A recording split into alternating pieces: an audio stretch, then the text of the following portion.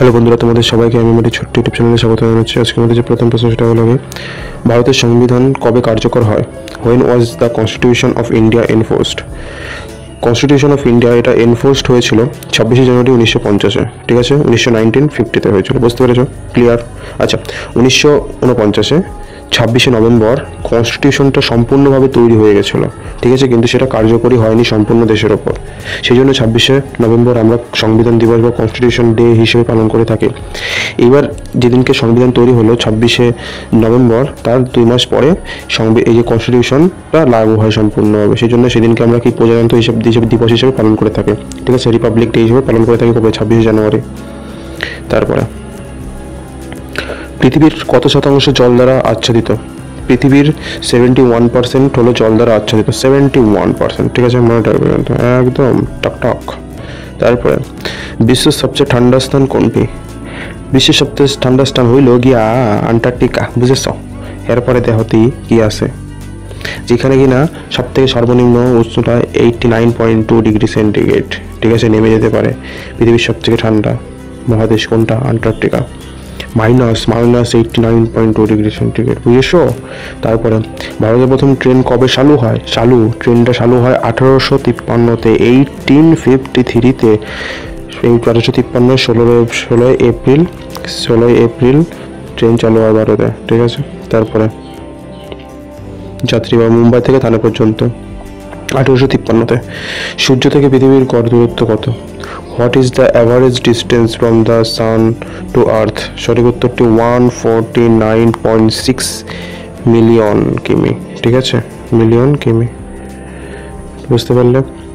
এই দূরত্বকে 1 astronomical unit AU বলা হয়ে থাকে। এই দূরত্বকে 1 AU অ্যাস্ট্রোনমিক্যাল ইউনিটও বলা হয়ে থাকে। 149.6 মিলিয়ন, ঠিক আছে?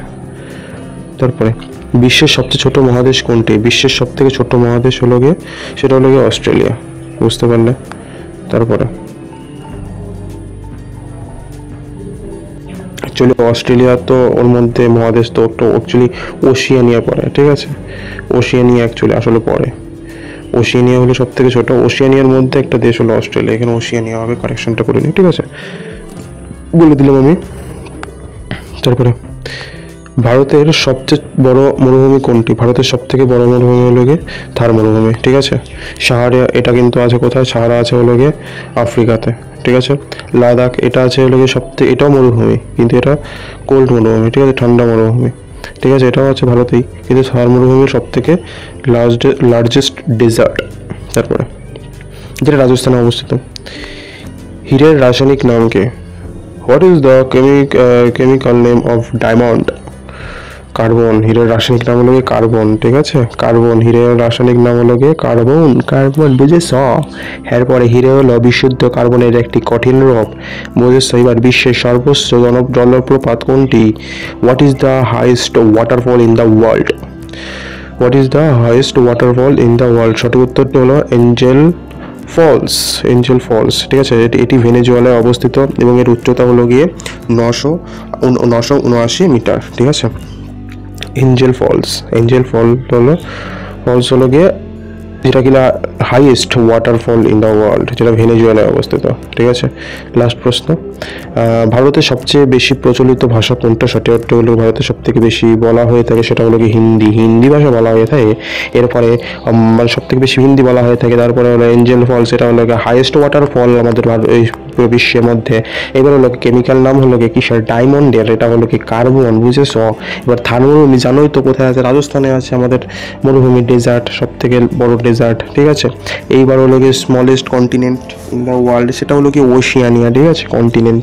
এবার তার মধ্যে সব থেকে একটা দেশ, ওশিয়ানিয়ার মধ্যে কিন্তু অস্ট্রেলিয়া পড়ছে, নিউজিল্যান্ড পড়ছে, আর ছোটো ছোটো দ্বীপ নিয়ে পড়ছে। তার মধ্যে অস্ট্রেলিয়া হলো সব থেকে বড় একটা দেশ, সেই জন্য এখানে অস্ট্রেলিয়া একটা মহাদেশ ডিনোট করে, কিন্তু এখানে একটু মিস্টেক আছে, ঠিক করে নেবে। তারপরে আর সূর্য থেকে পৃথিবীর গড় দূরত্ব এটা তো 149.6 মিলিয়ন কিমি, ঠিক আছে? তারপরে এটাকে অ্যাস্ট্রোনমিক্যাল ইউনিট বলা হয়ে থাকে, ঠিক আছে? এই দূরত্বটাকে।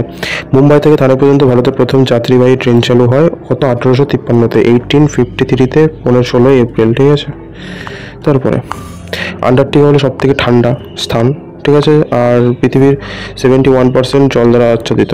তারপরে ভারতের সংবিধান কার্যকরী হয় 26শে জানুয়ারি 1950-এ। আজকের জন্য এটুকু। সবাই ভালো থাকবে, সুস্থ থাকবে। জয় হিন্দ, বন্দে মাতরম।